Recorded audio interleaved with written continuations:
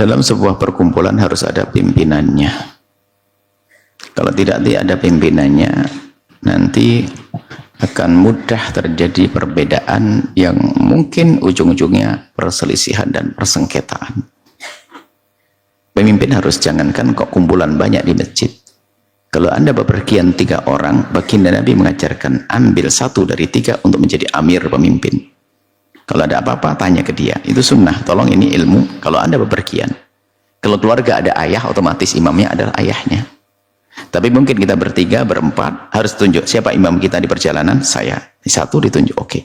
Jadi kalau ada perselisihan lewat ngalor pengidul, tanya kemana ini, makan sekarang mau nanti, tanya ini, itu. Jadi ada, jangankan kok masjid begitu, harus ada pemimpinnya, segera diwujudkan.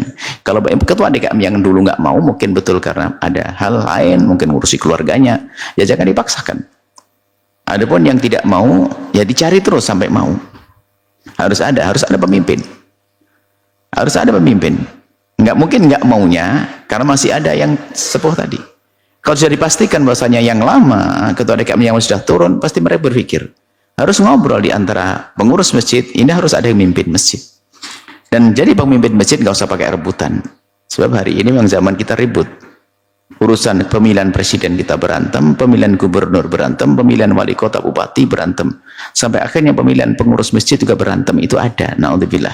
Ini gaya-gaya hati sudah rusak, hati suka berantem. Pilih pemimpin yang bisa, kalaupun ada pemimpin tidak bisa, penting mimpin dulu. Nanti kita bantu, kita dukung. Ini kita sebagai bawahannya bantu, dukung dia, harus ada pemimpin. Baik. Kemudian masalah khutbah Jum'ah dan imam dan yang lain sebagainya. Ya tentunya diutamakan memang yang lebih punya ilmu. Kalau ukurannya yang punya ilmu lebih tua, tentu didahulukan. Tapi mana lebih utama antara tua dan yang berilmu? Di sini perbedaan. Sebagian lebih kuat mengatakan selagi punya ilmu dulu, biarpun dia tidak terlalu tua, karena ilmu menjadikan semuanya benar, ngerti halal haram. Karena khutbah ada hubungannya dengan pesan-pesan. Tapi kalau seandainya ada yang tua pun juga tidak ada masalah. Nah, jadi sebetulnya itu bukan masalah. Yang masalah itu di sebuah masjid nggak ada imam, nggak ada khotibnya. Itu masalah betul. Sebuah masjid nggak ada imam, nggak ada khotib, itu masalah. Bingung. Ini ada, jadi seharusnya tidak boleh jadi masalah. Kemudian si pemuda mungkin punya usulan, yang muda biar bangun, biar bangkit, biar untuk generasi ke depan, ya nggak ada masalah. Yang tua barokah dia, ya jangan ditinggalkan. Nah, bagaimana cara mengerjakannya? Nggak usah pusing, kan Jumat di dunia kan tidak hanya sekali, setiap pekan kan ada Jumatan. Kenapa kok bingung gitu? Jumat ini orang tua, Jumat depan anak muda, Jumat ini orang tua, Jumat muda semuanya. Jadi sebetulnya nggak terlalu susah. Yang menjadi susah adalah hati kita.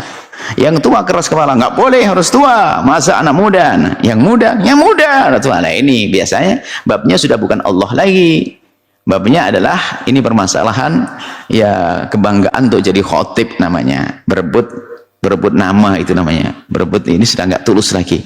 Kalau tulus enak, sebagai yang tua bangga, bagus, harus muda bangkit. Mana yang muda siap, halas. Saya sebagai yang tua bolehlah sebulan sekali, kamu yang 3 kali atau 2. Tua senang mendukung yang muda. Yang muda janganlah abah, kan berkahnya di abah yang tua. Nah, enak begitu. Ini malah rebutan, aneh itu. Jadi nggak boleh. Jadi yang enak, jangan semuanya jadi masalah.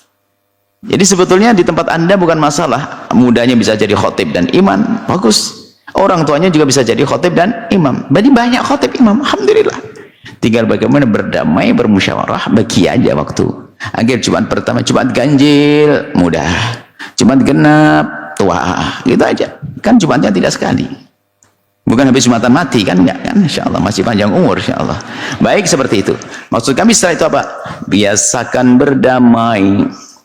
Sebab kalau permasalahan ini memang permasalahan mental, bukan karena ada masalah yang sesungguhnya. Kalau orang kerjaannya ribut, biarpun urusan teh ribut, kenapa kamu kasih gula? Aku tidak mau pakai gula, dari kemarin salah-salah terus misalnya.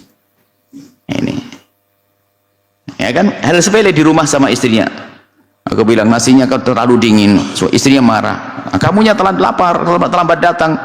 Ya tapi kalau nanti saya belum datang jangan keluarin dong dari Magicom. Nah, ini ribut lagi urusan nasi. Ini memang ada mental orang ribut. Mental orang ribut. Tidak seperti itu. Semoga Allah Subhanahu wa taala menjadikan kita juru damai dan orang-orang yang selalu damai di dunia hingga kelak surga. Wallahu a'lam bishawab.